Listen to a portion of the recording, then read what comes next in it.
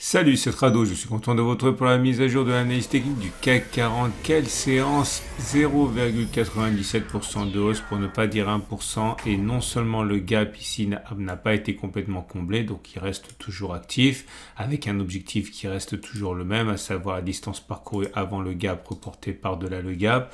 Mais on se permet également de combler ce gap qui du coup n'est pas un gap de rupture, puisque pour qu'il soit un gap de rupture, il aurait fallu qu'il ne soit pas comblé. Donc ça part et on se retrouve déjà à quelques encablures à peine de l'objectif de hausse que tous les chasseurs de gap ont dans l'œil, à savoir le comblement de ce gap ici qui date du 7 juin 2022 et dont on sait que une cassure, enfin une clôture au-dessus ouvrirait la voie au ralliement du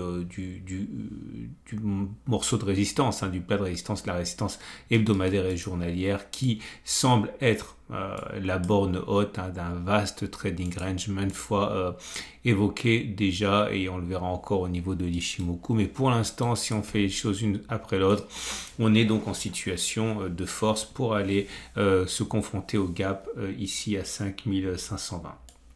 Le chandelier japonais du jour est bien, c'est une longue bougie verte avec une petite mèche basse, une petite mèche haute. Autrement dit, il faudrait qu'il soit un petit peu plus long pour être qualifié de Marubozu, comme ici ou encore là, mais en tout cas c'est une bougie qui est haussière et qui avale d'ailleurs la bougie précédente, le corps de la bougie précédente, ce qui en fait un avalement haussier. Alors je vous explique comment on distingue les avalements haussiers. Encore une fois, les mèches ne compte pas, ce qui compte c'est que l'on ait un corps rouge et un corps vert et que le corps rouge soit compris dans le corps vert comme ici, et c'est justement l'objet du backtest du jour et on va regarder ce qui se passe lorsque l'on a un avalement haussier et on va voir en particulier si on peut gagner de l'argent en achetant lorsqu'il y a un avalement haussier, en prenant un objectif égal à une fois, deux fois, trois fois la distance au stop de protection qui sera mis juste en dessous de la bougie 2. Donc clairement ici, je vais prendre un exemple, ça va être beaucoup plus clair avec ça. Vous voyez, ici on a un avalement haussier, corps rouge dans le corps vert. On prend la distance entre la clôture de la bougie, donc en imaginant, si vous voulez le faire plus tard, qu'il faut rentrer juste à la toute fin de la séance, et le plus bas de la bougie 2, ça fait moins 0,93, et vous voyez, au mieux on a fait 3,61, donc on a bien fait au moins une fois, deux fois et trois fois le risque, donc c'est pour ça qu'il y a 3 pouces verts, et là vous avez 3 pouces rouges parce que c'est l'inverse, on a fait ni 1, ni 2, ni 3 fois l'objectif, il s'agissait de faire au moins 1,24 vers le haut, on est monté, on a fait 1,20 mais on n'a pas fait 1,24 et derrière on est venu toucher le stop de protection ici, c'est pour ça qu'on a un triple échec.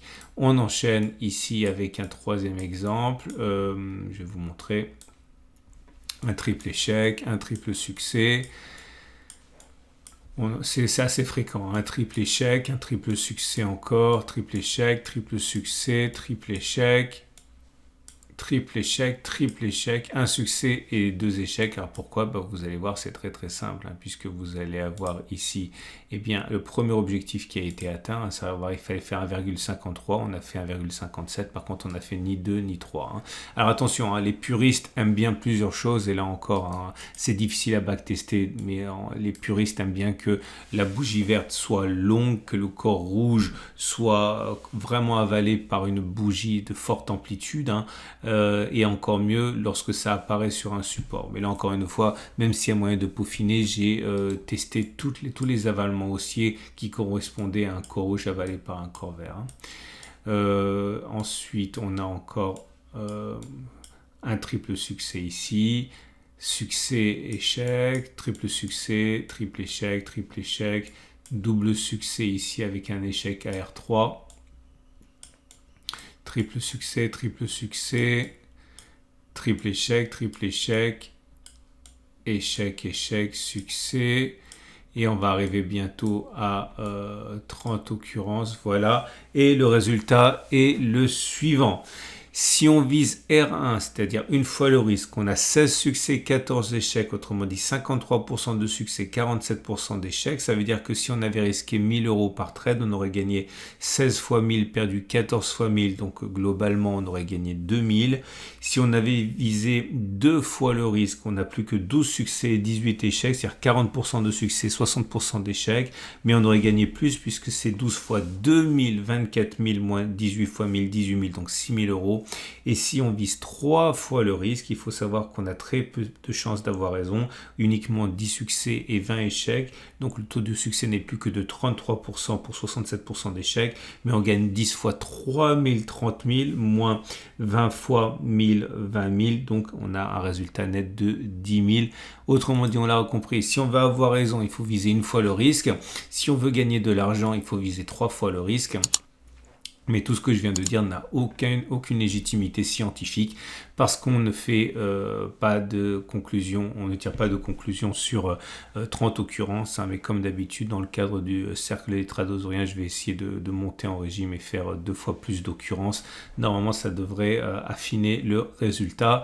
Et voilà où nous en sommes avec les autres éléments. La bougie Aiki Nashi montre que pour l'instant ça reste légèrement haussier puisque c'est vert, mais néanmoins vert avec mèche haute et mèche basse, c'est pas extrêmement haussier puisque par définition on tient compte de la bougie précédente, donc c'est pour ça que c'est moins haussier qu'on pourrait espérer. Et tree line break, nouveau bloc vert, mais on le savait, c'était plausible, vraiment j'adore les tree line break et vous le savez.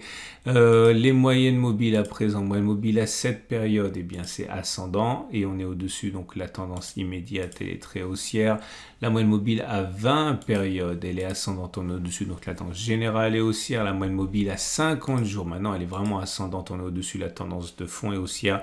On a déjà testé les résultats d'un M20, M50, ça c'est haussier également. Je reviendrai sur ça éventuellement plus tard, puisque c'est un test, je vous rappelle, qui est très intéressant et très porteur. Et on termine avec l'Ichimoku, il n'y a rien au niveau des autres indicateurs techniques, c'est haussier. Et on termine avec l'Ichimoku et on l'a vu, le plus important, c'est de savoir qu'on a eu un twist ici. Et donc l'objectif qui est plus souvent rallié que l'inverse, c'est de prendre la distance entre le plus bas et le twist, de reporter ça par-delà le twist et ça donne un objectif, on le sait, qui est d'aller combler le gap. On termine avec les trades du jour. Et les trades du jour, c'est toujours la même chose. C'est-à-dire que... on va changer un petit peu. Si vous êtes haussier, vous pouvez par exemple trader l'avalement haussier dont on a parlé tout à l'heure. Il s'agit de mettre un stop de protection sous les 1,13%. Viser au moins 1,13, voire 2,26 ou 3,39. Ça dépend si vous voulez... prendre le risque d'avoir un trade perdant ou pas, mais il faudrait que vous testiez ça mieux que ce que je ne l'ai fait, puisque 30 occurrences c'est insuffisant, mais en tout cas vous pouvez trader dans ce sens si vous avez un biais qui est haussier. Si vous avez un biais baissier, c'est toujours la même chose. Moi je pense que il faut trader en prenant un stop de protection au-dessus de cette zone de latéralisation, et là ça devient vraiment intéressant parce que vous voyez, si vous prenez un trade maintenant, vous avez un stop de protection très large ici à 7,5% avec un objectif à 9%, et si vous rentrez une deuxième position ici, c'est encore mieux, vous avez un stop à 4% avec un objectif à 13,3%, donc un excellent ratio gain-risque fabriqué sur 2 entrées, toujours avec l'idée, si c'est ça qui vous intéresse, qu'on est parti pour faire une période lente de latéralisation, le temps que les résultats se dégradent avant d'avoir finalement à terme une hausse. Voilà ce qu'on pouvait dire. On fait un petit détour du côté des données 1 heure parce que demain il risque de se produire quelque chose d'assez intéressant. Vous le savez, on a vu une résistance ici qui a tenu d'ailleurs.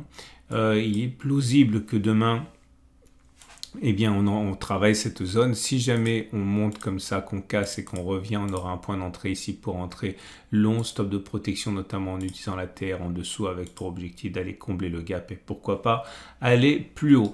Je vous souhaite une excellente journée et je vous invite à regarder la vidéo de l'or. Très intéressante nouvelle en provenance de la Chine et de la Russie qui ont lancé officiellement leur monnaie de réserve concurrente du dollar. Bref, j'invite à découvrir ça dans le format sur l'or, investir pour la retraite et pour la transmission. Je vous souhaite une excellente journée et à tout de suite pour d'autres vidéos.